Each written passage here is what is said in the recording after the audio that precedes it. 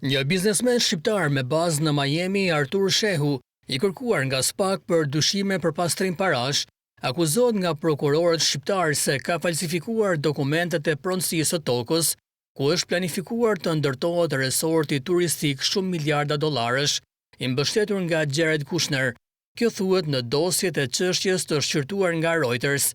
Sipas dosjeve, Shehu dhe bashkëpunëtorët e tij dyshohen për trafikim kokaine nga Amerika e Jugut drejt porteve europiane, pastrim të ardhurash dhe krijimin e një perandorie të pasurive të paluajtshme përmes dokumenteve të falsifikuara të pronësisë.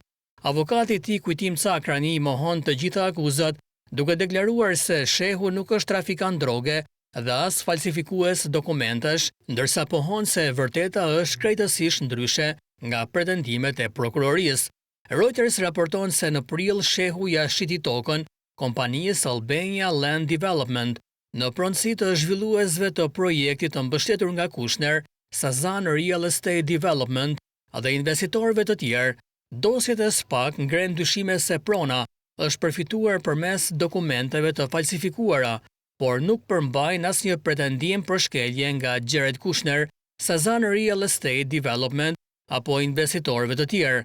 Reuters gjithashtu thotë se nuk gjeti asnjë tregues që investitorët të kenë qenë në dijeni të dyshimeve ndaj Shehut në momentin e blerjes. Sazan Real Estate Development deklaroi se beson se blerjet e tokës janë kryer në mënyrë të ligjshme dhe se do të bashkëpunojë me çdo proces ligjor.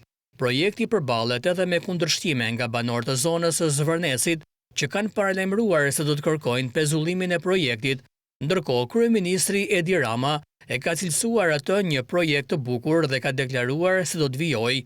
Një zëdhënës i qeverisë tha për Reuters se ekzekutivi nuk ndërhyn në transaksione private dhe se projekti po ecë në përputhje me ligjet shqiptare dhe ato të Bashkimit Evropian. Dosjet e shqyrtuara nga Reuters janë përgatitur nga SPAK dhe mbajnë datën 12 qershor 2026. SPAK ka konfirmuar se hetimi është në vijim, por nuk ka dhënë komente të tjera.